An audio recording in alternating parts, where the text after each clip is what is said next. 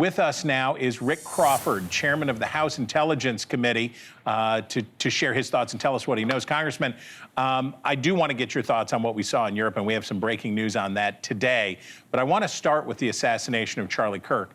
You said that we are at a, quote, critical vector, and that the path of political violence we are on is a dangerous one. When I read that, I heard it in the voice of the chairman of the House Intelligence Committee that this isn't just bad for our democracy or bad for individuals, that it's sort of a threat to our survival as a nation. Am I reading you right there? Oh, absolutely. I mean, look, we've seen this level of discourse has degenerated to a point like we've never seen before, like we would have never expected anything to happen in this country. This is the United States of America. This is the shining city on the hill. This is not what we're about. And yet we continue to see the decline in political discourse to such an extent that individuals are now being assassinated in front of their families, in front of crowds of thousands of people. And what makes it even worse is the disgusting response that has taken place in the aftermath from some folks on the left. And it's troubling to me, you know, just from a perspective of a member of Congress, certainly, as chairman of the Intel Committee, yes.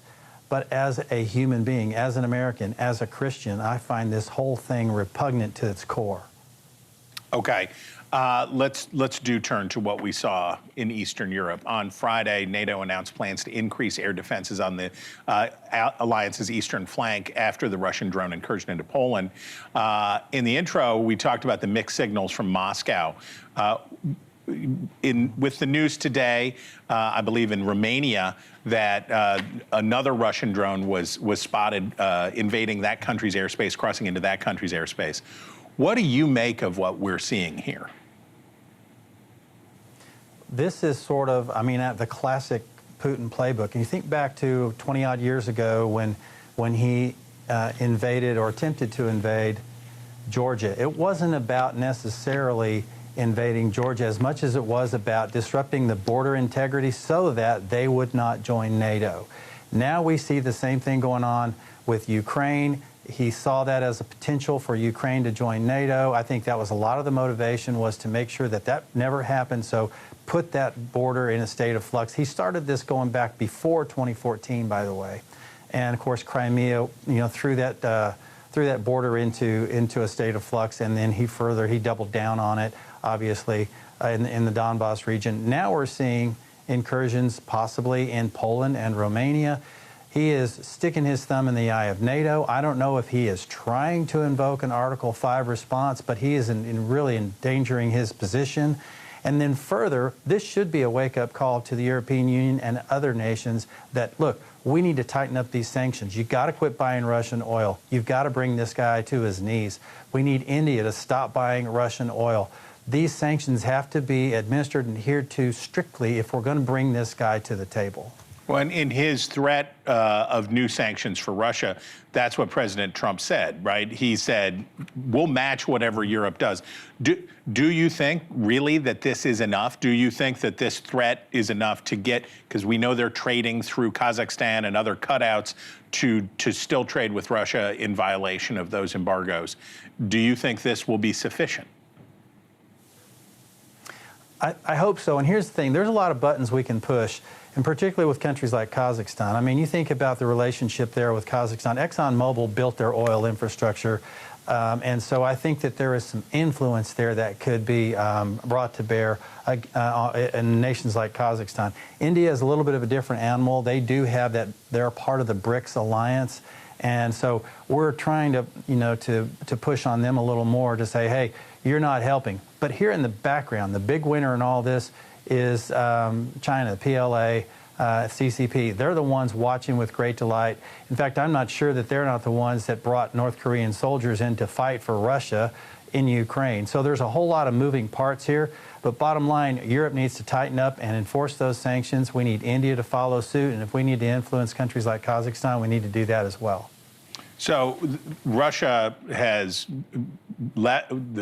Vladimir Putin left negotiations with Donald Trump in Alaska, and we've just seen the escalation on the ground in Ukraine. Just last week, Russia bombed a crowd of older Ukrainians in line to pick up pension payments, killing at least 23 people. So we see that, and then we see Russia, we see Putin appearing with, you mentioned India and China. We see Vladimir Putin appearing in a show of solidarity with Modi from India and Xi Jinping from China. Is that a real deepening alliance? Is that just a photo op? What do you make of those deepening ties? I do think it's a photo op. And you think about the relationship with China and India, it is fractious, to say the least. They have border disputes routinely. We know that there are issues there between India and China, and nevertheless, they are a part of that BRICS compact along with Russia.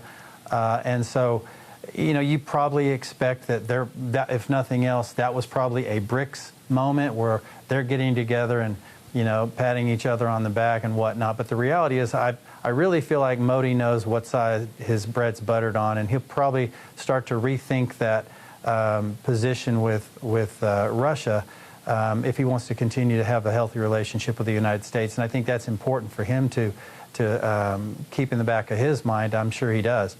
And then, of course, China is ever present. You know, China is, you know, doing everything they can to instigate, to provoke, to do whatever they can in the background to make this a much more difficult operation for President Trump. But the reality is President Trump's doing everything he can, but he's got to have some willing partners. And I'm not talking about just Russia.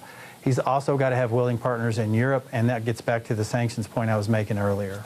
Okay, it's September, so that means we're talking about a government shutdown here in Washington, and with the deadline at the end of this month. Democrats seem to be zeroing in on an extension of the Obamacare subsidies, those health insurance tax credits that are set to expire at the end of this year, as their condition for a spending deal to prevent a shutdown. Is that something you're willing to support? Would you go along with a deal that included an extension of the Obamacare subsidies? Well, you probably know this, and probably no great surprise to you. I'm not a fan of Obamacare. I've never have been. I think we can do better. I think it's kind of one of these things where the Democrats actually probably would prefer a government shutdown for political reasons. And when you're playing politics with funding the government, you know, typically you're not going to have good outcomes. Look, we're in a position now. We've got leadership in the House. The Speaker, the Chairman of the Appropriations Committee are working on a conference committee for 3 important appropriations bills that we need to move. And in the interim, there's a CR that we're talking about to cover some of the others to get us where we need to, buy us a little more time. So I think it's a little bit early to start throwing down markers and saying, you know, we're going to shut down the government if. So we'll see. But I do think that the Speaker and Chairman Cole are on a solid track to try and get this done. Okay. All right, America, if you were from the town of Flippin, Arkansas, you would know him already. But if you don't, there he is. Chairman Rick Crawford, we thank you.